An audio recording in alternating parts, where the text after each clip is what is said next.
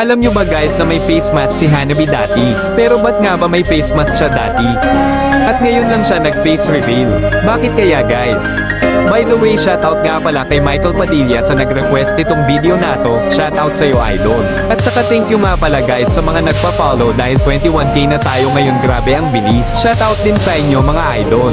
So ayun na nga, balik tayo sa kwento. Alam nyo ba guys na si Hanabi ay isang diwata pala dati? Putang ina mo, ginagawa mo!